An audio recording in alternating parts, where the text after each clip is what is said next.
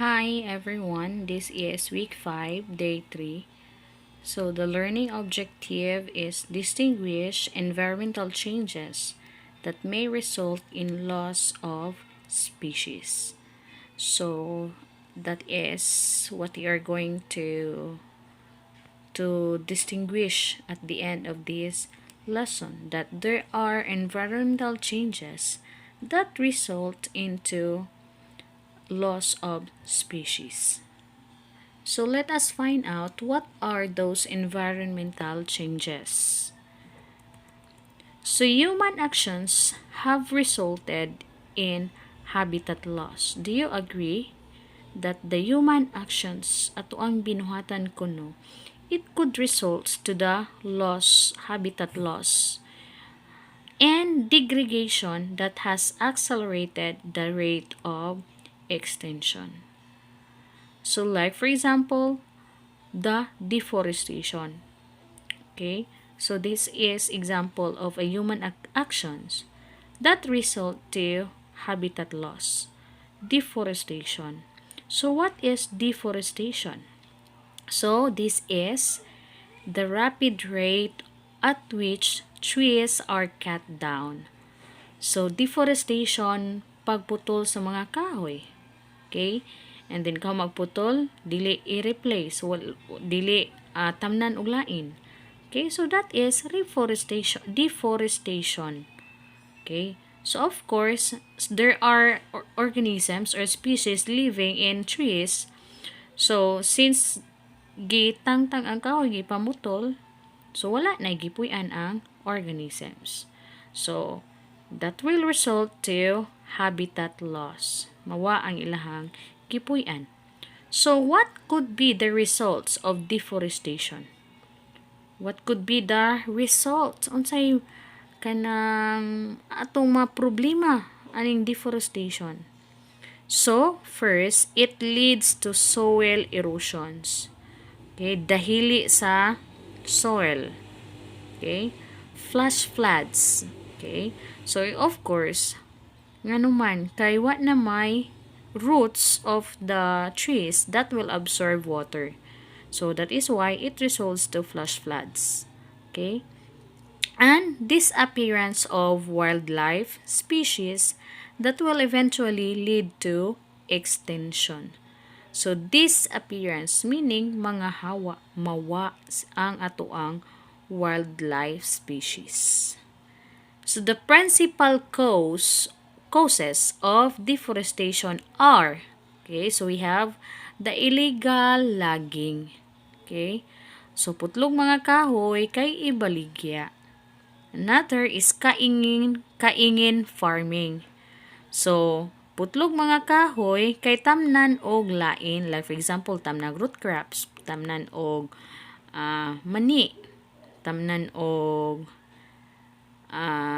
what other root crops? Kamuti.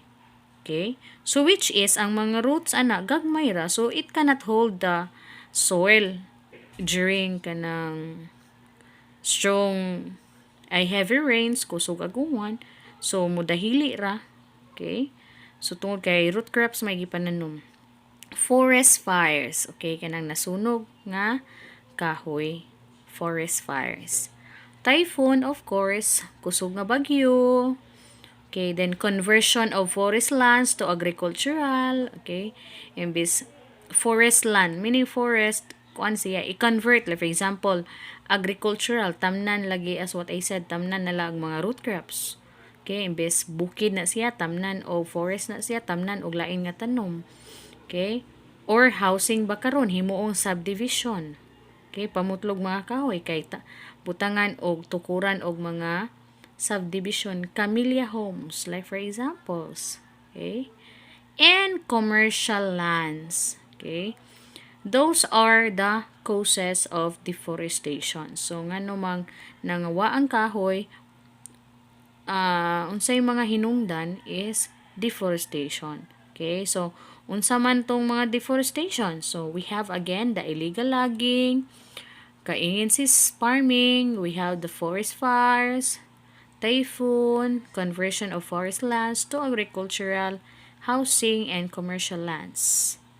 Okay, so those are the causes of deforestations. Okay, so we have another about water pollution. Okay, so these are environmental issues. Okay, deforestations. We have the water pollution. So, polluted water. So, it is the contamination of water bodies such as lakes, rivers, oceans, and groundwater. This may lead to eutrophication, which is the process wherein nutrients are washed away from the land to enrich bodies of water. So, baha, because of the heavy rain, so ang tubig from the bodies of water sa lakes, rivers, mapadong sa oceans. Okay, then the nutrients from the soil, of course, mawash out. Okay, from the land to enrich bodies of water. So it causes excessive growth of aquatic plants and algae and results in algal bloom, which eventually die and decompose. The process of depletes the oxygen dissolved in water is causing the fish and other aquatic organisms called fish kill. So those nutrients na wash out ni dung sa oceans, it will becomes aquatic plants and algae. So, and then kung daghan ang algae sa bodies of water, the concentration or ang kadaghanon po sa oxygen, dissolved oxygen is mo gamay. So, ang fish also, it needs oxygen. So, since nagamay ang oxygen, then ang uban nga fish, dili which is need po sila oxygen. So, of course, kay nigamay man oxygen, so mamatay po ang uban nga isda. That is what we call as fish kill. Then we have the coral reef destruction. Okay, another environmental issues, coral reef destruction. It caused by dynamite fishing, muroami, while mangrove destruction is caused by overharvesting and conversion of the area into the other uses. Dynamite fishing, I think you are familiar of dynamite fishing, kanang ipabuto. Okay, so apil mga coral reefs maguba. Then muroami is kanang if you kanang nakita mo sa salida ni Cesar Montano, which is kanang gitaytulag muroami na naa sila yung mga trabahante didto musaom sa ilawom sa dagat magdaog bato ilahang bunawan ug bato ang coral reefs, mga guba tong coral reefs arong manggawas tong isda. And then katong isda nga nigawas, okay, and then katong isda nga nigawas mao na toy makuan sa ilahang lambat, meaning makuha. Okay, so we have also acid rain is a result of air pollution mostly from factories and motor vehicles. So acid rain meaning acidic nga uwan. Okay, which is it can cause also it can cause environmental changes. Okay, it can cause also kanang species nga mamatay. So we have this one picture of the kaing farming. We have the destruction of coral reef. That is the picture. Then we have mangrove. That is the mangrove. Kani this one destruction of mangroves, and this one is the dynamite fishing. Okay, so for your questions activity, so you have only 2 question you have to answer. Give at least 2 environmental changes that may result in the loss of species. So katong gipang mention above, just give 2. Okay, then explain why. The number 2, how can you help save the environment from its total destruction?